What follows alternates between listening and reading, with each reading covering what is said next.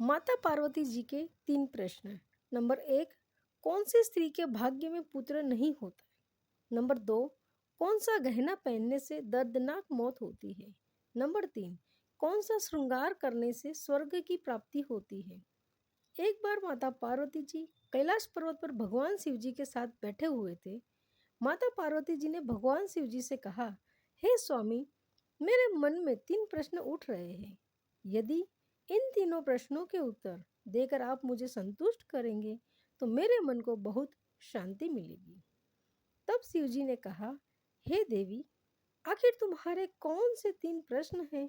तो पार्वती जी कहती है, स्वामी, मेरा पहला प्रश्न है कि कौन सी स्त्री के भाग्य में पुत्र नहीं होता है, और मेरा दूसरा प्रश्न है, कौन सा गहना पहनने से स्त्री की दर्दनाक मौत होती है, और मेरा तीसरा प्रश्न है कि स्त्री का कौन सा श्रृंगार उसे स्वर्ग में स्थान दिलाता है। तब शिव जी ने कहा, देवी, यह तुम्हारे तीनों प्रश्न महत्वपूर्ण हैं। जो भी व्यक्ति इन तीनों प्रश्नों के उत्तर समझकर इस पर्याप्त ज्ञान को अपने जीवन में उतार लेता है तो उसे जीवन में सुख की प्राप्ति होती है। शिव जी ने कहा, देवी, अब मैं तुम्हें तुम्हारे तीनों प्रश्नों के उत्तर एक कहानी के माध्यम से देता हूँ। इस कहानी के माध्यम से तुम इन तीनों प्रश्नों के उत्तर ठीक तरह से समझ पाओगी। ध्यान लगाकर सुनना। पार्वती जी कहती है, ठीक है स्वामी, मैं आपको वचन देती हूँ, जब तक आप कहानी सुनाओगे तब तक मैं कहानी बड़े ही ध्यान से सुनूंगी। आप कृपा करके कहानी प्रारंभ कीजिए। शिव जी ने कहा, देवी, किसी राज्य में एक छोटा सा नगर था। उस नगर में एक सेठ रहता था। उस सेठ के 2 बेटे थे और सेठ की बेटी की भी शादी हो चुकी थी। सेठ की पत्नी और सेठ के बड़े बेटे दोनों का स्वभाव दुष्ट प्रवृत्ति का था। इसलिए सेठ की पत्नी अपने बड़े बेटे की पत्नी से बहुत ही ज़्यादा प्यार करती थी। मगर छोटे बड़े बेटे की पत्नी जो थी वह बड़े ही अच्छे स्वभाव की थी और वह एक पतिव्रता स्त्री भी थी और पूरे घर का कामकाज भी वो अकेले ही करती थी। इतना कुछ होने पर भी सेठ की पत्नी और बड़े बेटे की पत्नी छोटी बहू को हमेशा ही अपमान करती रहती थी। शिव जी ने कहा, देवी, सेठ के बड़े बेटे की बहू को एक बेटा था और छोटी बहू को एक बेटी थी। सेठ की पत्नी हमेशा पुत्र को लेकर छोटी बहू को ताना मारती रहती थी, लेकिन वो क्या कर सकती थी? वो हमेशा उनके ताने सुनती रहती थी। तब भगवान शिव जी कहते हैं कि देवी, अब मैं तुम्हें छोटी बहू की कहानी अच्छी तरह से समझाता हूँ। इस कहानी से तुम्हें तुम्हारे पहले प्रश्न का उत्तर मिल जाएगा। तुम्हारा पहला प्रश्न था कि कौन सी स्त्री के भाग्य में पुत्र की प्राप्ति नहीं होती है।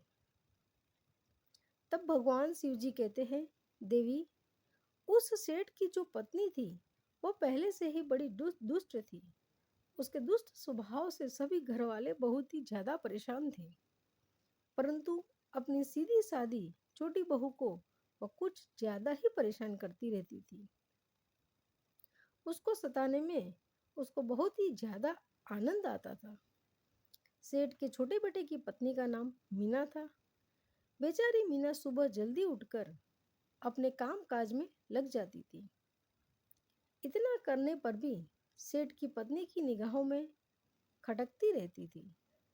एक दिन की बात है, मीना घर पर झाड़ू लगा रही थी तो सेठ की पत्नी बोली, क्या तेरे हाथों में जान नहीं है क्या? जल्दी जल्दी हाथ चला, मैं मंदिर जा रही हूँ। मेरे मंदिर से लौटने से पहले खाना बनाकर तैयार रखना।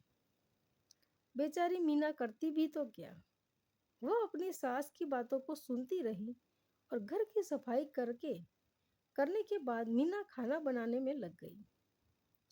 खाना बनाते समय वह मन में सोच रही थी कि मैं इतना काम करने के बाद भी एक पल के लिए चैन की सांस नहीं ले पाती हूँ, और मेरी सासू माँ हर समय मेरे काम में कोई ना कोई गलती निकालती रहती है। मीना यह सब सोच रही थी कि इतने में दरवाजा खटखटाने की आवाज आई। तो मीना ने सोचा कि अभी तो भोजन तैयार ही हुआ है, लगता है मेरी सासू माँ जल्दी ही लौट आई है। जब मीना ने दरवाजा खोला तो उसने देखा कि बाहर दरवाजे पर एक साधु महात्मा खड़े हैं। वो साधु महात्मा मीना से कहते हैं, बेटी, तेरा सुहाग अमर रहे, बाबा को थोड़ा सा भोजन करा दें, मुझे बड़ी जोर से भूख लग रही है। शिवजी ने कहा, देवी मीना बहुत ही सुशील और संस्कारी थी। उसने सोचा कि साधु को भोजन करा तो दूं, परंतु मेरी सासू माँ आ गई तो मेरी खैर नहीं। फिर कुछ देर तक सोच विचार करने के बाद उसने साधु को भोजन करने के लिए अंदर आने को कहा। और उसी समय मीना के मन में विचार आया कि सासू माँ से डरना कैसा। यदि मेरी सासू माँ भी आएगी और मुझसे कुछ कहेगी तो मैं उनसे कह दूंगी कि मैं अपने हिस्से का भोजन इन साधु को दे रही हूँ। शिवजी ने कहा, देवी। फिर ऐसा सोचकर कि मीना साधु को अंदर ले गई और अतिथि धर्म का पालन करते हुए उस साधु को भोजन कराने लगी। अभी साधु भोजन कर ही रहा था कि मीना की सासू आ गई और फिर साधु को घर के अंदर बैठा भोजन करते देख के उसका गुस्सा सातवें आसमान पर पहुंच चुका था और एकदम से साधु महात्मा से कहने लगी कि यह कोई भंडारा नहीं चल रहा, हमारे घर से उठकर जल्दी से बाहर निकल जाओ। मीना ने अपनी सासू को रोकने की बहुत कोशिश की, परंतु उसने साधु को धक्के मारकर घर से बाहर निकाल दिया और उसका खाना उठाकर फेंक दिया। अब उसका क्रोध मीना पर टूट पड़ा और कहने लगी, मैंने तुझे कहा था कि अन्न का एक दाना भी बर्बाद मत करना, लेकिन तूने ये क्या किया? तूने इस साधु को इतना सारा अन्न खाने को दिया। शिवजी ने कहा, देवी। मीना डरती हुई बोली, माँ जी, मैंने तो उनको अपने हिस्से का भोजन दिया था, इसमें इतना भला बुरा कहने की क्या बात है? अतिथि तो भगवान का रूप होता है और अतिथि धर्म का पालन करना हर गृहस्थ को करना चाहिए। शिवजी कहते हैं, इस प्रकार काफी देर तक सास बहू के बीच झगड़ा चलता रहा और अंत में उस बदचलन सासू ने मीना को भी धक्के मारकर घर से बाहर निकाल दिया। अब वो बेचारी रोती रही, घर का दरवाजा खटखटाती रह गई, परंतु उसकी सास पत्थर जैसी बन गई, उसका दिल भी नहीं पिघला। अब मीना के पास में एक ही रास्ता बचा था कि वह अपने मायके में लौट जाए। भगवान शिवजी कहते हैं, हे पार्वती, इस प्रकार मीना दुखी होकर के अपने मायके के लिए निकल गई और बीच रास्ते में एक घना जंगल भी पड़ता था। मीना भूख प्यास से तड़पती हुई अपने मायके के लिए चली जा रही थी। तभी अचानक जोर से बादल छा गए और मूसलाधार बारिश शुरू हो गई। भगवान शिवजी कहते हैं, हे देवी, बारिश से बचने के लिए मीना ने एक पेड़ की शरण ली, लेकिन बरसात का वेग इतना तेज था कि बचना मुश्किल हो गया था। अब उस पेड़ के एक बकोर में बकोर बनी हुई थी। मीना यह सोचकर उसमें घुस गई कि बारिश रुकने पर बाहर निकल जाऊंगी और जब तक बरसात हो रही है वह बकोर में अपनी सुरक्षा कर सकती है। भगवान शिवजी कहते हैं, देवी, जब मीना उस पेड़ की बकोर में घुसी तो उसको बकोर के अंदर से उसे एक साधु मिले। साधु ने कहा, बेटी, रोना धोना बंद करो। मुझे मालूम है कि तुम्हारे ससुराल वाले तुम्हारा अनादर इसलिए करते हैं कि वह बड़े ही दुष्ट प्रवृत्ति के हैं और तुम्हें ताने इसलिए मारते हैं कि तुम्हारी जेठानी को पुत्र की प्राप्ति हो गई है और तुम्हें अभी तक पुत्र की प्राप्ति नहीं हुई है। इसलिए तुम चिंता मत करो, मैं तुम्हें एक कागज देता हूँ। इस कागज में जो उपाय लिखा है उसे पूरी निष्ठा से करना और फिर तुम्हें एक गुणवान पुत्र की प्राप्ति होगी। इस प्रकार वह साधु महात्मा कागज देखकर वहां से अंतर्ध्यान हो गए। उधर जब बरसात बंद हो गई तो मीना को ढूंढते हुए उसका पति वहां पर पहुंच गया और फिर मीना मायके जाकर उस जंगल में एक झोपड़ी बनाकर रहने लगी। भगवान शिव कहते हैं कि देवी पार्वती, एक दिन की बात है, मीना को पुत्र का ख्याल आया और सोचने लगी कि यदि मेरे भी एक पुत्र होता तो ससुराल में मेरी भी इज्जत होती। वह ऐसा सोच ही रही थी कि उस साधु का दिया हुआ कागज याद आ गया और जब मीना ने पुत्र प्राप्ति के लिए उस कागज को पढ़ा तो उसमें लिखा था, बेटी, पुत्र प्राप्ति के लिए हमेशा स्त्री को रात्रि के समय पुरुष के बाईं तरफ सोना चाहिए। ऐसा करने से कुछ समय के बाद बाईं करवट लेने से नाक का दाया स्वर और दाहिनी करवट लेने से नाक का स्वर चालू हो जाता है। और जब भी पुत्र प्राप्ति की इच्छा हो तो उस स्थिति में मिलन से पहले यह निश्चित कर लेना चाहिए कि पुरुष का दायां स्वर चलने लगे और स्त्री का बायां स्वर चलने लगे, उसी समय गर्भ धारण किया जाना चाहिए। ऐसा करने से निश्चित ही पुत्र की प्राप्ति होती है और इसके विपरीत स्वर चलने से पुत्री की प्राप्ति होती है। कागज में आगे लिखा था कि मासिक धर्म शुरू होने से प्रथम 4 दिन में मिलन से पुरुष रोगी होता है। 5वीं रात्रि में मिलन से पुत्री की प्राप्ति होती है। 6ठी रात्रि के मिलन से पुत्र की प्राप्ति होती है। 7वीं रात्रि में मिलन से बंध्या पुत्री की प्राप्ति होती है। 8वीं रात्रि में मिलन से ऐश्वर्यशाली पुत्र की प्राप्ति होती है।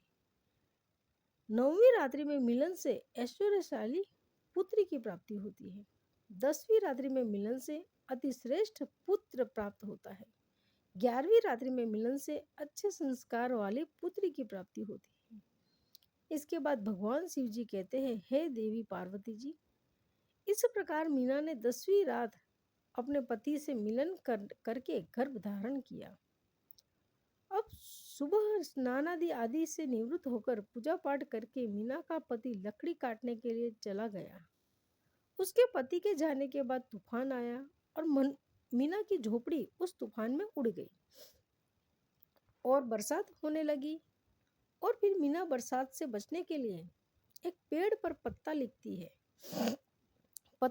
है। यह पता उसी बकोर का था जिसमें मीना बरसात से बचने के लिए पहले छुपी थी। मीना ने पेड़ के ऊपर पता इसलिए लिखा था क्योंकि जब उसका पति लकड़ी लेकर वापस आएगा तो पेड़ पर पता लिखा हुआ देखकर उसी बकोर में बरसात से बचने के लिए चला जाएगा। भगवान शिव जी कहते हैं, हे देवी, उधर मीना उस बकोर में जाकर छुप जाती है जो उस पेड़ के अंदर बनी हुई थी। उस पेड़ के पास में 2 प्रेतात्माओं का निवास स्थान था। मीना बरसात से बचने के लिए उस बकोर में छुपी हुई थी और उधर वे दोनों प्रेतात्माओं बरसात से परेशान होकर उसी पेड़ की तरफ चले आ रही थी।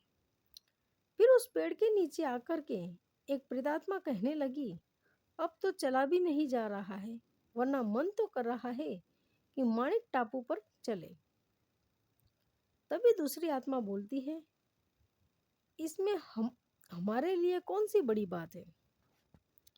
यह पेड़ हमें अभी उड़ा करके अभी वहां पहुंचा देगा जहां माणिक मोती का टापू है। ऐसा कहकर के वे दोनों प्रेतात्माएं पेड़ के ऊपर बैठ गए और वह पेड़ अचानक से उड़ने लगा और उधर मीना को बकोर में घुसते ही थकान की वजह से नींद आ गई। लेकिन पेड़ के उड़ने से लगने वाले झटके से मीना की नींद खुल गई और पेड़ को उड़ता हुआ देख करके वह अचानक से घबरा गई और मीना ने पेड़ की बकोर से बाहर देखा तो पेड़ के ऊपर 2 प्रेतात्माएं बैठी हुई थी। इसलिए मीना ने परिस्थिति के साथ समझौता किया और सोचा कि जो होगा वो अच्छा ही होगा। फिर कुछ देर के बाद वह पेड़ माणिक टापू पर पहुंचा और नीचे उतर गया। उधर वे दोनों प्रेतात्माओं को भूख लग रही थी, इसलिए वे दोनों शिकार की तलाश में निकल गई। भगवान शिव जी कहते हैं, हे देवी पार्वती, उन दोनों प्रेतात्माओं के जाने के बाद में मीना बकोर से बाहर निकली और उसने की सांस ली। अब जैसे ही मीना ने माणिक के टापू पर फैली रेत को देखा तो एकदम से आश्चर्यचकित हो गई।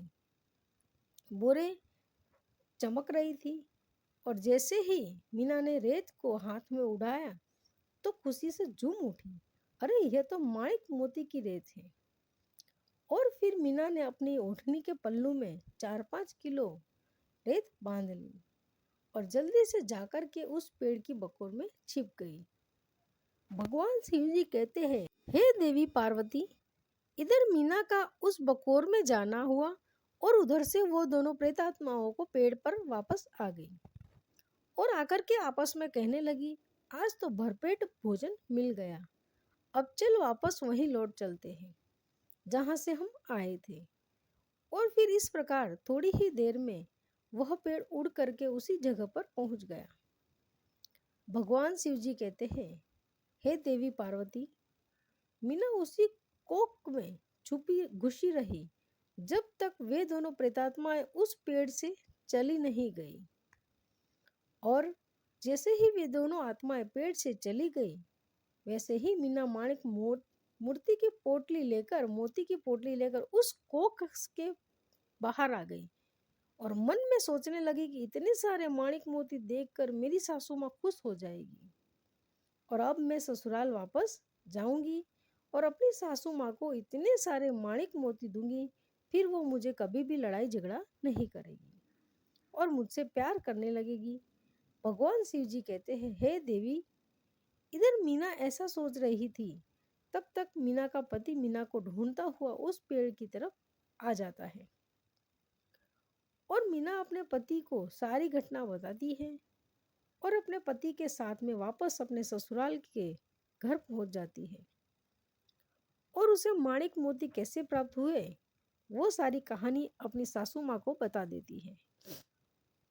भगवान शिव जी कहते हैं, माणिक मोती लेने के बाद मीना की सास एकदम से क्रोधित होकर बोली, तू थोड़े से माणिक मोती लेकर के क्यों आई?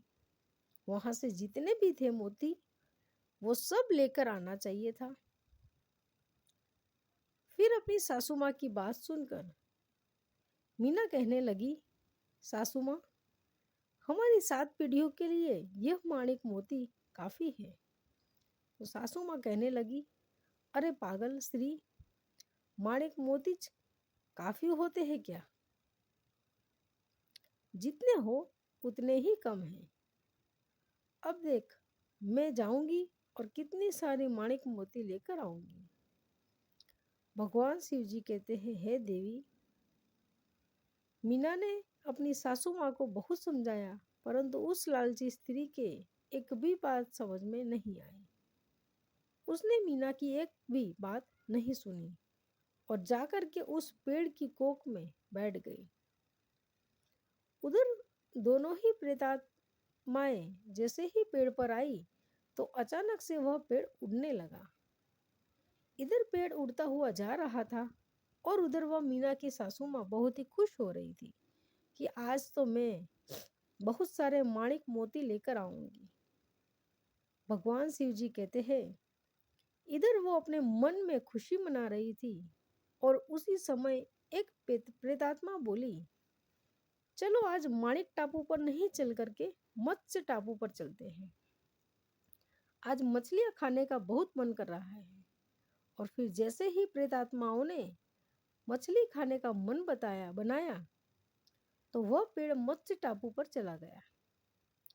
भगवान शिव जी कहते हैं कि देवी पार्वती, इस प्रकार प्रेत आत्माओं की बात सुनकर कोक में बैठी हुई सासू मां खुद पर संयम नहीं रख सकी और एकदम से बोल पड़ी, अरे तुम माणिक टापू क्यों नहीं जा रहे हो?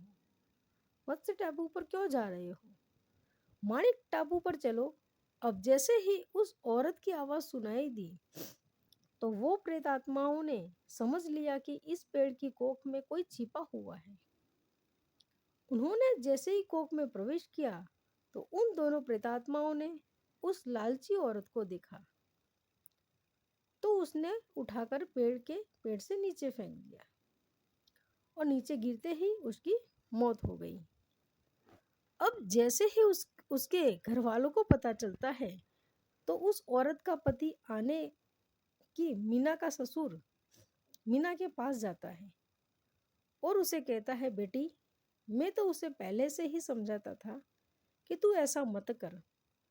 कभी किसी को भी लालच नहीं करना चाहिए और बहुएं तो बेटियों की ही तरह ही होती है, उन्हें प्यार देना चाहिए। मगर उसने मेरी एक भी बात नहीं मानी और आज उसे उसके कर्मों की सजा भगवान ने दे दी। भगवान शिव जी कहते हैं, हे देवी पार्वती, उधर मीना अपने पति के साथ में आनंद पूर्वक जीवन व्यतीत करने लगी और फिर कुछ समय गुजरने के बाद मीना को एक गुणवान पुत्र की प्राप्ति हुई और पुत्र की प्राप्ति के बाद मीना की खुशी का ठिकाना नहीं रहा और वह भगवान का शुक्रिया अदा करने लगी। उधर सेठ के बड़े लड़के की बहू, जो हमेशा मीना का पुत्र को लेकर ताना मारती थी, जब मीना को पुत्र की प्राप्ति हो गई और उसे धन की भी प्राप्ति हो गई, उधर सेठ के बड़े लड़के और बहू के दिन गरीबी में गुजरने लगे। तो सेठ की बड़ी बहू जाकर मीना के आगे हाथ जोड़ करके अपनी गलती की माफी मांगने लगी। मीना बहुत ही दयावान औरत थी, इसलिए उसने अपनी जेठानी को माफ कर दिया और जो भी माणिक मोती लेकर आई थी उसमें से कुछ माणिक मोती अपनी जेठानी को भी दे देती है। इस तरह से वो पूरा परिवार अच्छे से जीवन यापन करने लगता है। इस प्रकार जब समय सुख पूर्वक व्यतीत होने लगा तो सेठ की बड़ी बहू को जो पुत्र था वो अवगुण वाला था, इसलिए उसने सारा धन बर्बाद कर दिया और मीना का जो पुत्र हुआ था वह बहुत ही गुणवान पुत्र था।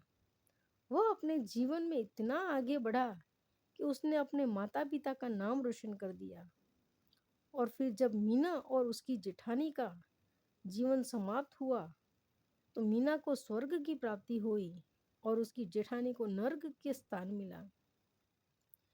भगवान शिव जी कहते हैं, हे देवी पार्वती, तुम्हारा पहला प्रश्न था कि कौन सी स्त्री के भाग्य में पुत्र नहीं होता। तो सुनो, साधु के द्वारा दिए गए कागज के विपरीत जो कार्य करता है उसके भाग्य में पुत्र योग नहीं होता है। और तुम्हारा दूसरा प्रश्न था कि कौन सा गहना पहनने से स्त्री पुरुष की दर्दनाक मौत होती है।